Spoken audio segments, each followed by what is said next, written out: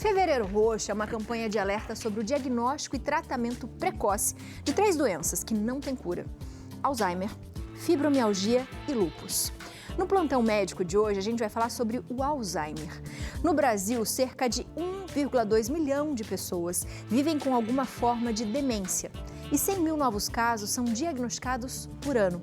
De acordo com o Ministério da Saúde, o Alzheimer afeta cerca de 33% da população com mais de 85 anos.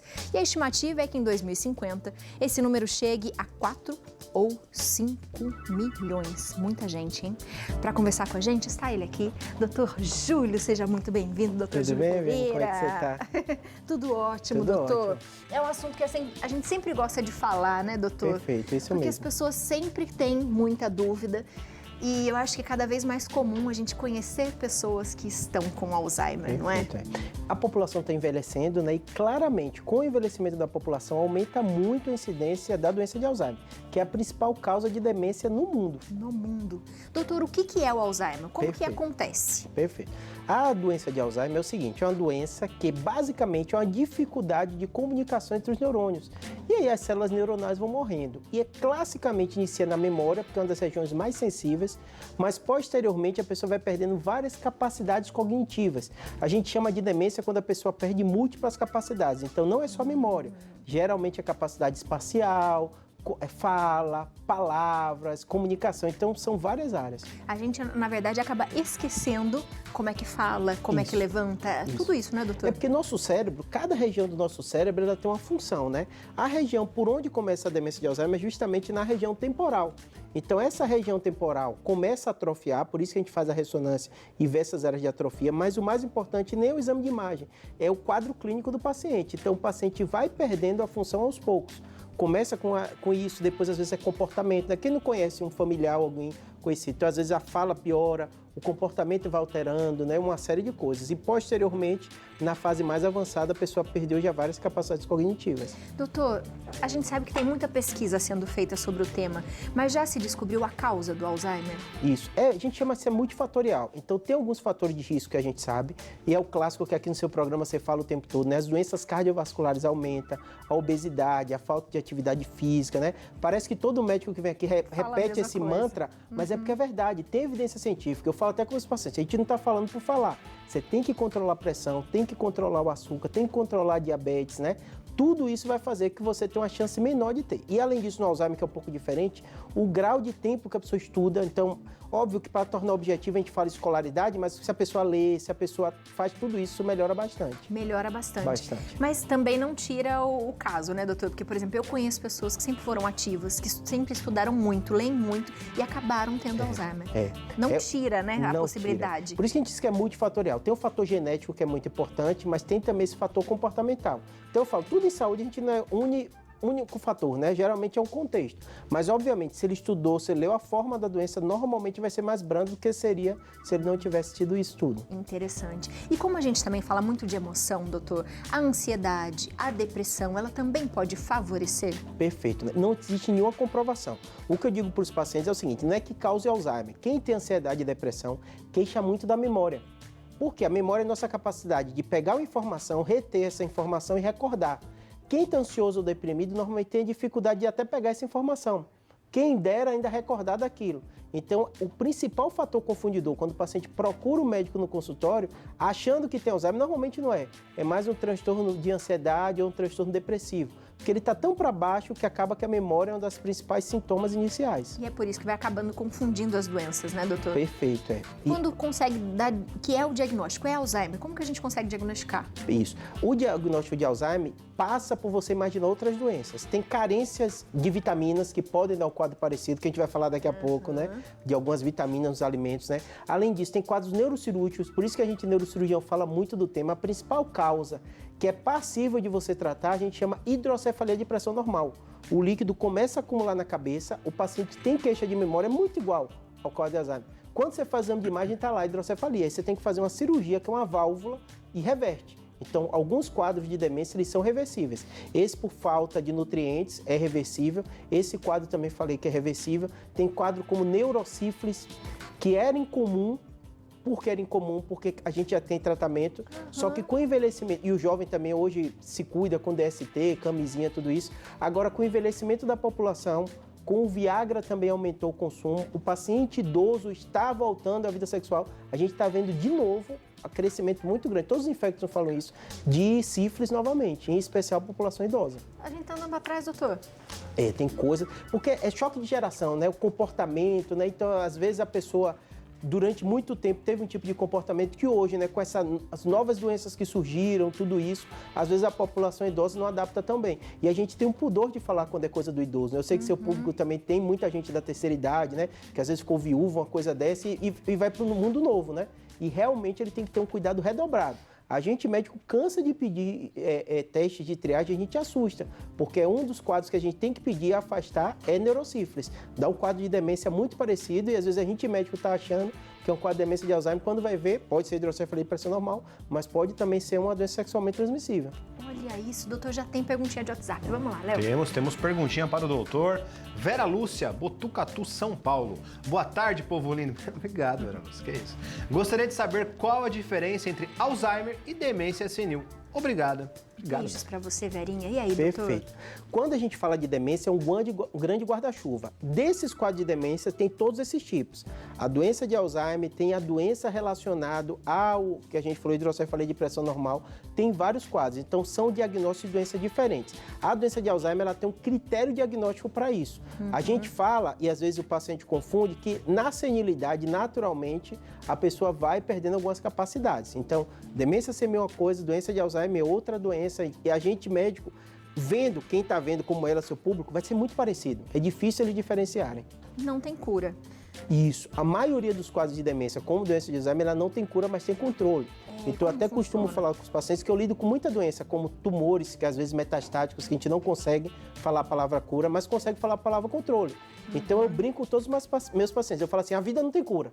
Tá todo mundo morrendo uma hora, né? Pode ser com 5, com 10, com 20, com 30 anos. Então, é importante assim, você tem a doença, trata a doença. Não fica pensando quanto tempo vai viver, como é que vai ser. Tem que viver o hoje. Tem doença, você tem que viver o hoje e esquecer um pouquinho isso, senão você entra em parafuso. E como funciona o tratamento, doutor? Perfeito. Primeira coisa é o diagnóstico. Então, tem que afastar todos esses diagnósticos diferenciais. A gente vai começar a ver alteração de comportamento e tentar tratar justamente esses sintomas. Existem algumas substâncias que a gente faz que melhoram também a qualidade. Então, tem adesivo, tem uma série de coisas. O mais importante para o seu público é entender: existe tratamento, existe controle, existe qualidade de vida com o paciente com Alzheimer, apesar de não existir cura. E doutor, a gente até estava vendo uma notícia hoje, a Soninha até comentou, de um caso recente de uma pessoa de 16 anos com Alzheimer. Perfeito. Existe Alzheimer precoce, doutor? Existe Alzheimer precoce, normalmente nessa idade tão jovem, né? Mas o que eu falo, às vezes o paciente confunde, chama de Alzheimer por quadro demencial. Então, eu vou dar exemplo. Tem várias doenças que predispõem a AVC, até em jovem. Anemia falciforme, outra, e a pessoa vai tendo vários AVCs que acaba tendo o quadro. Vou dar exemplo, acidente. Então, às vezes o paciente tem um acidente, ele tem um quadro que realmente compromete a memória, ou teve uma parada. Às vezes o público leigo bota tudo isso como Alzheimer. Como Alzheimer. Ou fala assim, ele está com demência. Não é demência, às vezes é um trauma que relacionou e acabou tendo quadro cognitivo. Primeira coisa para o seu público entender que essa é a forma mais rara. Raríssima. Raríssima. O mais comum é acima de 65 anos. Tem um fator genético, mas a gente costuma dizer que ela é multifatorial, então é uma mutação que pode acontecer e o paciente desenvolve. E esse caso, realmente, tem alguns casos genéticos que às vezes os pacientes, quando tem uma familiar com 70 anos que teve, fala, eu posso fazer estudo genético? E a maioria das vezes o neuro não recomenda. Fala assim, ele teve a forma mais comum, não adianta tanto você ter estudo genético, né? Mas se for forma juvenil, sim. E tem outras doenças que cursam com distúrbio de movimento e também com quadro demencial. Mas é muito raro. É muito, muito raro. Até esse processo de consciência da doença é muito raro de acontecer. Eu costumo até falar com o paciente, em especial o paciente ansioso, deprimido, que ele procura com medo de ter Alzheimer, e eu costumo até falar com ele, eu falo, geralmente quem tem a doença de Alzheimer, a família se queixa mais do que o paciente nem percebe. Tanto que a família fica com muito medo da pessoa sofrer, eu falo, ela não vai sofrer. Você tem que se cuidar, a família tem que se cuidar, vocês vão sofrer. Porque normalmente esse processo é lento, e a pessoa vai perdendo um pouco essa noção do prejuízo da fala, da linguagem, e acaba não sofrendo tanto. É sensível, né, doutor? Com certeza. Vamos ver ali a nossa lá. bancada, o que a gente tem? São alguns alimentos que podem ajudar, doutor? Perfeito, né? O que a gente tem aqui para mostrar para você, né? Eu sei que seu público ele é muito curioso com a questão de alimentação. Sim. E a gente fala assim, o mais importante é a alimentação balanceada. Todo mundo quer a bala de prata, né? Qual alimentação? Não existe isso, né? Qual remédio? Qual remédio? Não existe, né? Se existisse, vai ganhar o Nobel, a gente vai saber, vai ser na televisão. Hoje não tem, né? O que a gente tem é algum controle, né? Esses alimentos que a gente colocou aqui são ricos em algumas vitaminas e é bom para o seu público misturar um pouco, né? A gente sabe que o brócolis, em especial essas folhas verdes, né? Elas são ricas em folato, né? Que é a vitamina B9. Além disso, óbvio que são outras também, mas para ficar bem claro para eles, é bem importante isso, né? O abacate, que a gente colocou aqui também próximo, né? Ele tem a grande questão calórica. É um alimento muito rico em gordura, mas obviamente, apesar disso, né, ele tem outros ácidos graxos e outros tipos de aminoácidos que são muito bons para o cérebro. Eu até brinco com o paciente, fala, gordura é bom? Eu falo, nosso cérebro é gordura, tem muita gordura no nosso cérebro. Então, é relevante sim, sempre controlando com a questão da caloria, né? A mesma coisa acontece aqui com a castanha e o chocolate. O chocolate amargo em especial, ele dá muita energia, então ele é bom, né? Quem não tá meio triste como o chocolate, fica logo alegre, né? E fica com energia, mas a gente tem que ter o cuidado justamente com isso, a questão calórica dele. A mesma coisa a gente fala com a castanha. Eles são ricos também em outras vitaminas, né? A vitamina que a gente chama do grupo da vitamina E, vitamina D e vitamina A. Também nesses alimentos são bem encontrados. Que legal. E aqui essas bebidas, doutor? Perfeito, né? Eu gosto porque assim, o café é preferência do brasileiro, foi muito criticado durante muito tempo. Hoje a gente sabe que o café ajuda muito. O único cuidado que a gente tem que ter com o café é justamente a quantidade. Então, quando a gente fala 3 xícaras por dia, é xícara pequenininha, raramente vai causar algum tipo de prejuízo. Mas o café, o que acontece? Se for em excesso, ele pode dar até arritmia cardíaca. Então, deixa você muito agitado, pode piorar a ansiedade, pode dar insônia, mas nessa quantidade de 3 xícaras e cuidado com o horário, ele vai ajudar bastante, né? Tanto nessa questão de energia, a cafeína é um estimulador do cérebro também. A mesma coisa a gente fala com chá. A gente sabe que tem gente que gosta muito de café e tem gente que gosta de chá. O chá também, a depender do tipo, tem alguns que tem também cafeína, então ele ajuda, e normalmente é uma quantidade um pouco menor. Então, o chá, óbvio que vai depender de chá de que a gente vai estar falando, mas de um modo geral, você inserir o chá na sua alimentação e até diária vai ajudar bastante. Legal, doutor. E o peixe, ele sempre é bom em tudo, né, doutor? Isso, peixe e carne, ele tem um papel. A grande questão do peixe, até em relação à carne, né, que tem menos caloria, né, ele é rico em ômega, então digestivo, ajuda com a digestão e em especial quando a gente fala de vitamina B12, que aí sempre eu sei que seu público também tem muita gente que é vegana, às vezes você faz programa, tem que ter muito cuidado com isso. Conversa com seu médico, nada que seja proibido, né? O veganismo hoje está crescendo muito, mas sempre ter cuidado com algumas vitaminas que estão na carne, não tem jeito, você não vai encontrar em outros tipos de alimentos. E às vezes o médico tem que suplementar. Então a gente está falando da vitamina B12, né?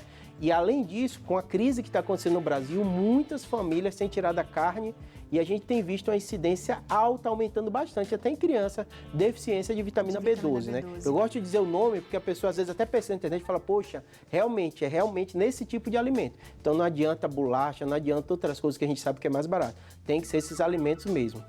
Isso é bem importante, né, doutor? Porque a falta de vitaminas, a ausência ou a baixa vitamina, causa várias doenças, né? Inclusive com a demencial. Tanto a vitamina B12 como a B9 que a gente falou, a deficiência dela pode dar alteração de sensibilidade, formigamento, que às vezes o público reclama bastante, chega pra gente, anemia, e também pode dar um quadro demencial. Tanto que quando a gente faz o screening para ver por que o paciente está com demência, a gente pede as taxas de vitamina também. Então, para você ver a relevância do tema. Importante, doutor. E muitas vezes quadros de ansiedade e depressão também devem faltar. Perfeito. O que acontece com a gente? Eu brinco que o brasileiro é do extremo. Aquela pessoa que não está nem aí para vitamina é aquele que quer tomar vitamina de tudo que é tipo, né? Normalmente, com os alimentos, a gente consegue. Só que, óbvio, que se você tem um médico que te acompanha, você sabe, ninguém tem uma alimentação perfeita, a gente às vezes tem um hábito alimentar, mas ele consegue controlar um pouquinho e moderar para você não exagerar nenhuma nem outra, né? Com certeza, doutor. Percebemos em casa que tem alguém, ou a gente começa a perceber alguns sintomas diferentes, esquecimentos, de repente vai fazer alguma coisa, não lembra mais, coisa que fazia sempre. Correr para o médico? Isso. O mais importante é o seguinte, em primeiro lugar, não precisa de desespero, a grande maioria das vezes de queixa de memória, é isso que a gente falou, ansiedade, a gente já falou outra vez aqui, 10% da população está tendo, ainda mais nesse pós-pandemia, né? Depressão, 5% da população, só aí a gente junta 15. Então até brinco com as pessoas, se aqui no bastidor tem 100 pessoas, com certeza tem umas 15 com alguma desses dois tipos de doença. E às vezes a gente brasileiro negligencia. A gente acha que o brasileiro é o povo feliz, é o povo mais ansioso do mundo. Quem tiver curioso, bota aí no Google, a própria OMS falou. Então, notou isso, procura ajuda, o médico vai te orientar um pouquinho. Não é falta de vontade, não é que você errou, não é porque a pessoa é fraca, não é uma doença como outra qualquer. E aí o médico vai orientar se precisa ou não de medicação, de psicoterapia para ajudar. Esse é o principal fator. O médico, se ele notar que tem alguma outra diferença, ele vai pedir dosagem de vitamina, ele vai pedir a ressonância, ele vai pedir o exame de sangue para ver se não tem outro tipo de anormalidade. Ai, minha gente, vá ao médico, vá, se cuide. E ficou com alguma dúvida? Faz o seguinte, segue o doutor, entra no WhatsApp, entra no YouTube, ó, o Instagram é @neurocirurgiabr, tudo junto. E o telefone é o 11 99503 8838. E no YouTube também, doutor, sempre coloca coisas pra gente lá, tá? Todo dia ainda, doutor? Todo dia, tentando. Olha que belezinha, gente. Vou ficar assim um dia Obrigada. nos treinos da alimentação, no YouTube. Obrigada.